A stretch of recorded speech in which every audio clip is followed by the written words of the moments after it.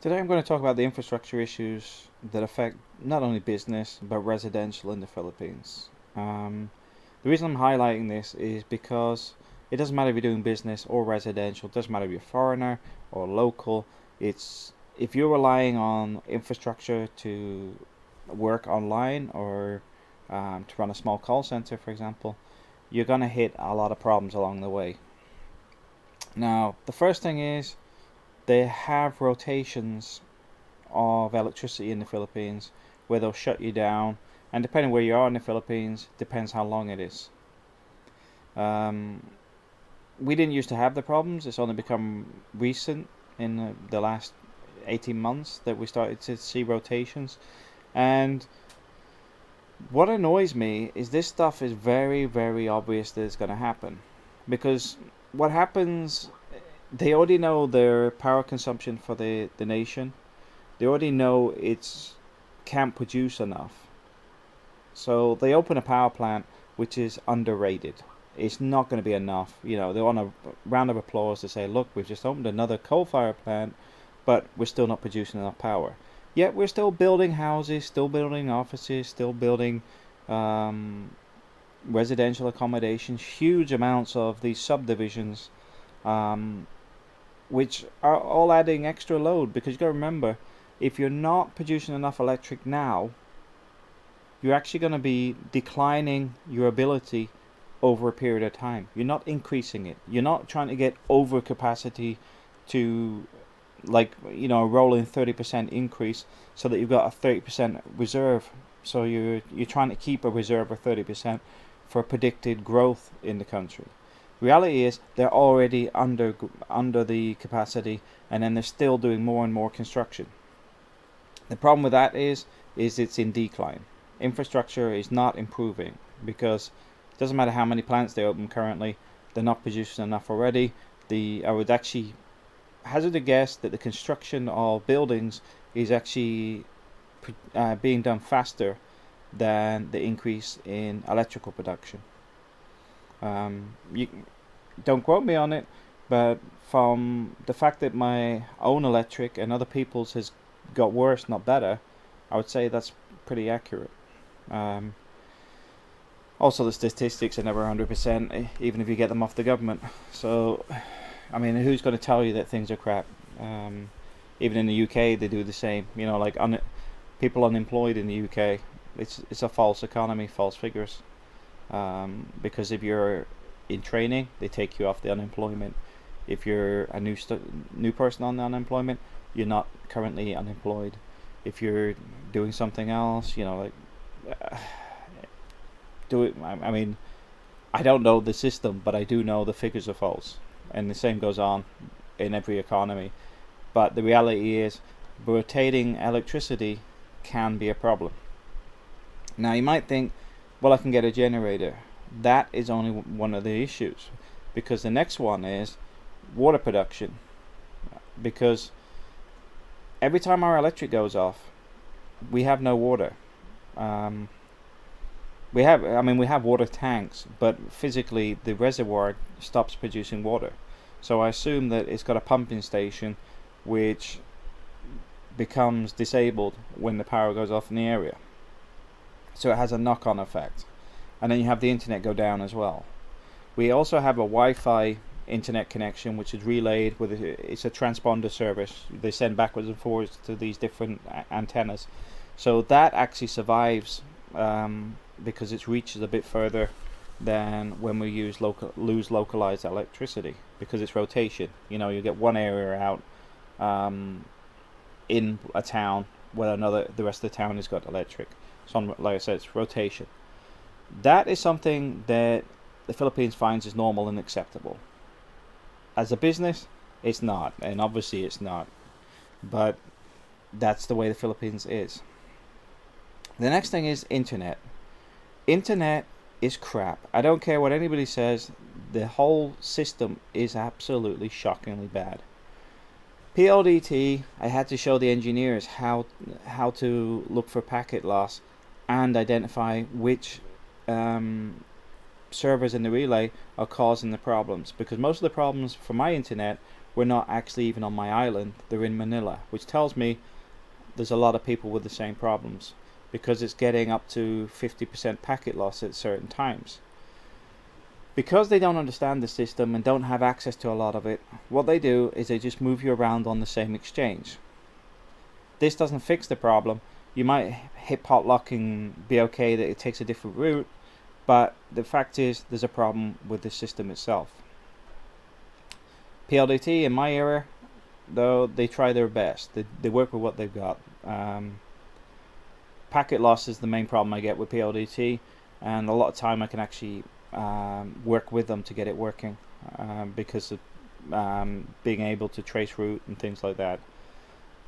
Globe, absolutely diabolical, and the more I've complained about Globe, the more people have said to me they've had the same experience.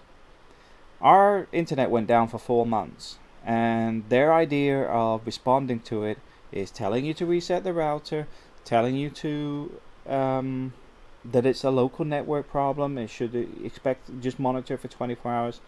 All this is complete and utter nonsense and lies. First thing is, the telegraph pole that it was connected to had been entangled in some trees. Because I took all the photos of it, I sent them the photos. They still didn't, it took them weeks even after that to sort it out. But the telegraph pole was like, seeing the cable hanging between 2 and 3 foot from the floor. Where they junctioned it on the pole itself, it appears they used second-hand cable when they did the installation, and they'd actually just twined the cable connectors. Now, they're not even wrapped or sealed. They're just sat hanging at the post. Those were just two of the issues that were just on that little bit of cable. The network itself is diabolical, because everybody I spoke to relating to it have had serious problems with Globe. In the end, I just ripped their router out and just threw it away, because their system does not function. They lie to you all the time. This 4-month repair was a case of me calling them every week, and they would lie to me every week about somebody coming out, somebody going to look at the system, there was a problem with the network somewhere further up the field, even though you're telling them this is what's wrong with it. I can physically see what's wrong with it. They have no interest in improving their system. I believe they actually try to work on the basis, keep you on as long as possible, and just keep recycling customers in the hope that you quit, somebody else joins, and just works that way. It's terrible. After the 4 months, it worked for 2 weeks, then he cut it off. Because do you know what happened? They tried to bill me for the 4 months that it wasn't even connected. They added it back to my bill.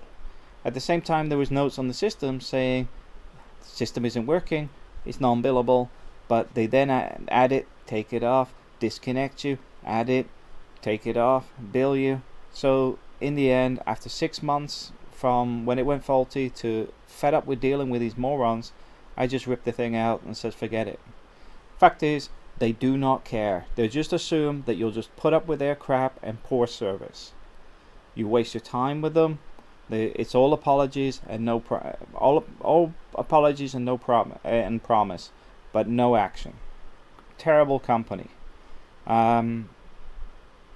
SmartBro, which is another company. The smart system is mainly wireless. I think they only do wireless. The antenna system works great. We've had an original antenna for getting on 7 years. We've moved house. We've had a few problems with it. They've come out and fixed it. They've done their job. It's dirt cheap, reliable, but no good for anything like for use on things like call center, because it's a basic internet package. You can use it for videos and things like that, but because of the way the data transfers, it's not good for voice over IP on a commercial basis. Also, it's limited bandwidth. But I would say I also had problems with them when they come out with these little routers. I can't remember what they're called. Smart Bros Share It.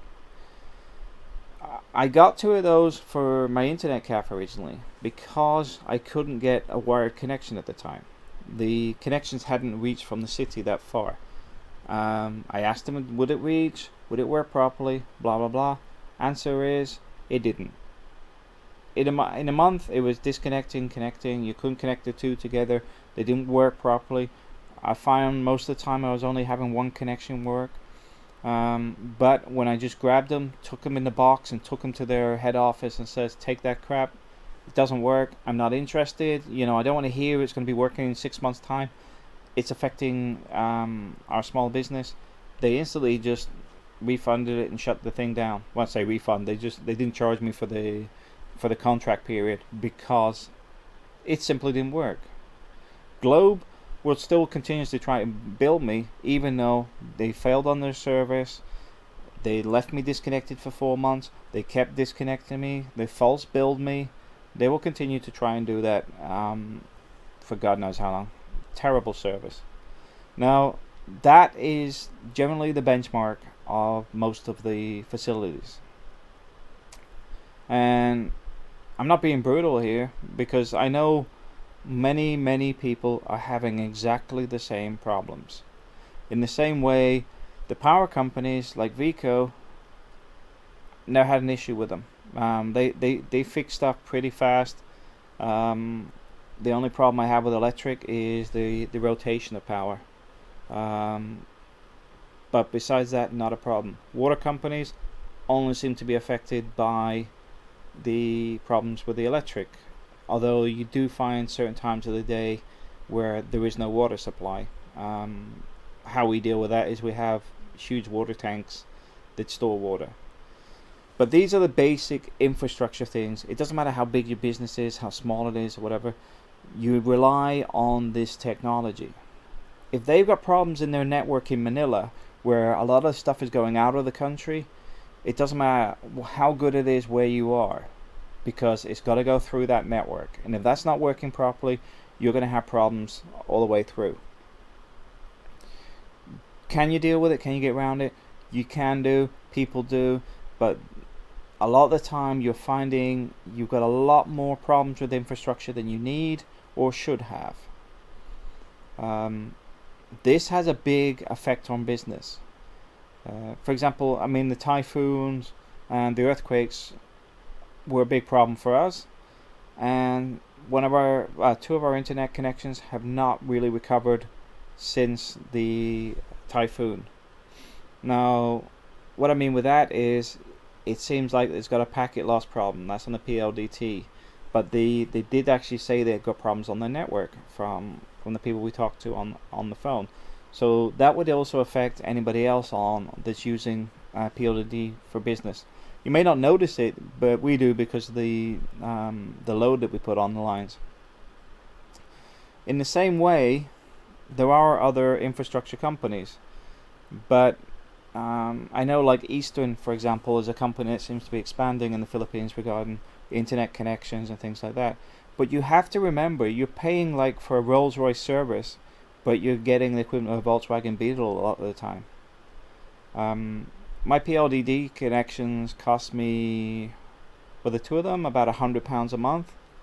And the thing is, I'm sat here in the UK. I've got that's 2 5 meg connections. I've got an 80 meg connection here that costs less than half of that, and it's more reliable. So I would say infrastructure is a real crippling thing on business, but I also think Globe do some of it on purpose. I can't confirm this. I have no information, but in my personal opinion, I would assume it's to do with trying to do things on the cheap, but at the same time maximizing profit. It's like anything. If you've got no competition, it gets abused. That's partly why the UK moved to privatization with its telecoms industry, because with a monopoly, you got the same sort of crap. But when it was dismantled in the UK, British Telecom realized that those people that they had upset for years, as soon as they could leave, they did, and it was in the thousands. It severely affected their business. Philippines, you're looking at all these businesses controlled by certain individuals and certain families. They're not going to let that happen anytime soon. But at the same time, I believe it heavily affects growth in the country.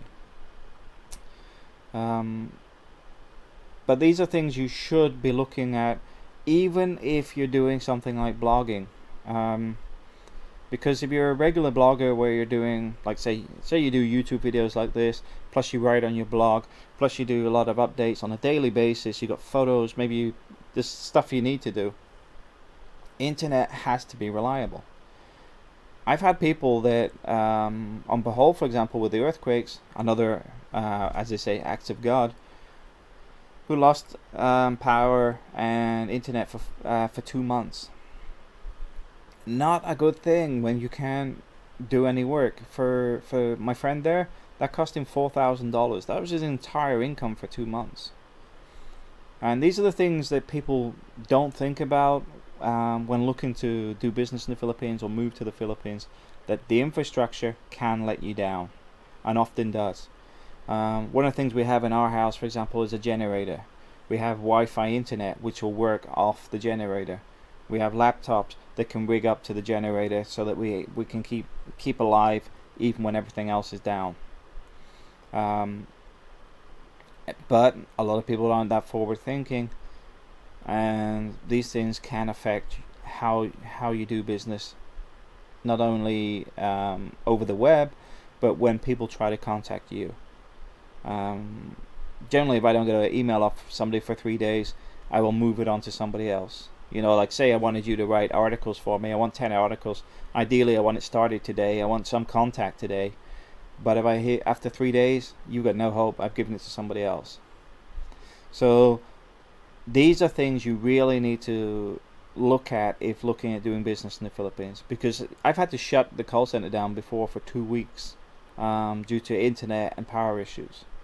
That to me, that's a lot of money, because I still pay a flat rate wage, so that the guys, I mean, it's not their fault their country doesn't produce the electricity and internet, and the salary base in the Philippines isn't great. You know, if somebody misses a week, it's pretty financially crippling. So for me, as a good employer, I will still pay even if it's hurting my own pocket. So these are very important things that you really need to look at when looking at business. It's why you're seeing, you know, the Philippines touts that it's #1 BPO. Fact is, it's not going to retain it unless it gets its act together, because other countries will put the money in. A lot of the stuff is moving into Africa and South America because they're willing to invest money, because they can see there's a future there. It ain't gonna keep going on in the Philippines if it doesn't buck its ideas up, because like English, people can learn it. And there's a lot of grammar errors in Filipino English as well, where if you're teaching somebody from scratch properly, they will not have those errors, because I believe a lot of this stuff is taught wrong. There is some confusion in the English language, but if you're promoting yourself as having your second language is English, and that's why people want to use you, and you're getting things like he and she mixed up on a constant basis, plus a lot of other stuff, that's a big problem, because other people can learn it. That is not what I call a second language. That gets into the borderline basic understanding, or moderate English. That is not to a professional level. So these are things that you really need to be aware of and understand. I know I rant a bit about this, but the reason I do is because it affects my business quite a lot, and I know many other people have been like, I gave up, what do you expect me to do? Electricity's off, internet's off, send everyone home, let's go for a beer, because there is nothing they can do about it, because it's all controlled by certain individuals in country. Okay, thanks for listening.